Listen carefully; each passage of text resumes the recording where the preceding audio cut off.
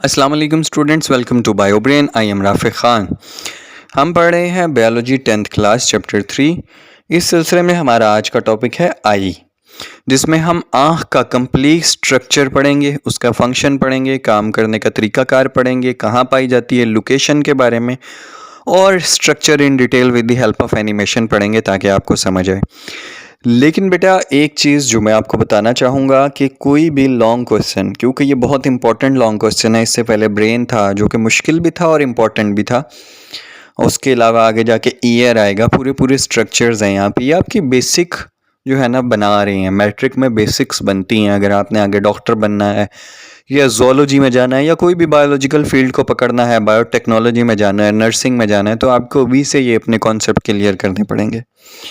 और मैं हमेशा से ये कहता हूँ कि लॉन्ग क्वेश्चन को याद करने का या मेमोराइज़ करने का अच्छे तरीके से सबसे अच्छा तरीका ये होता है कि जिस क्वेश्चन में डायग्राम हो, क्वेश्चन को मेमोराइज़ करने से पहले उसके डायग्राम को मेमोराइज़ किया जाए, उसे कॉपी पे ड्रॉ किया जाए 1 से 2 बार 3 बार, उसकी लेबलिंग याद की जाए, एक साइड से शुरू होकर दूसरी साइड की तरफ स्टार्टिंग से एंड तक उसकी लेबलिंग को याद किया जाए, 3 से 4 दफ़ा कॉपी पे ड्रॉ किया जाए।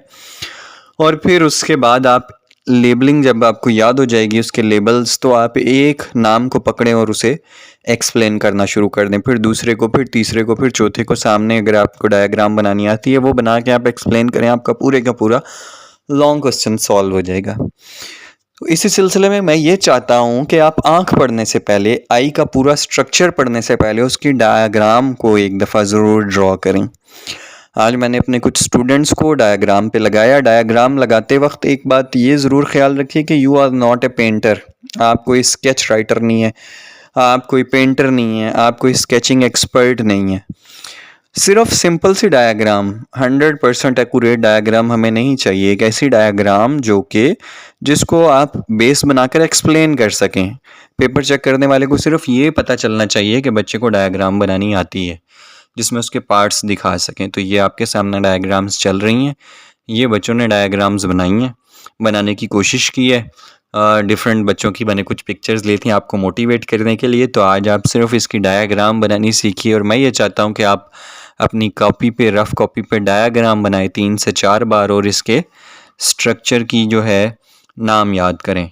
यानी कि प्यूपल किधर है, कॉर्निया किधर है, आइरस कौन सा है, लेंस कौन सा है, aqueous humorous, vitreous humorous, fovea, blind spot, optic nerve, cornea, choroid, sclera, retina, ये सब क्या चीज़ें हैं, सस्पेंसरी लिगामेंट, सिसिलरी मसल्स। आपको अगर ये डायग्राम में सब याद हो जाते हैं तो फिर उनको याद करना कोई मुश्किल नहीं है।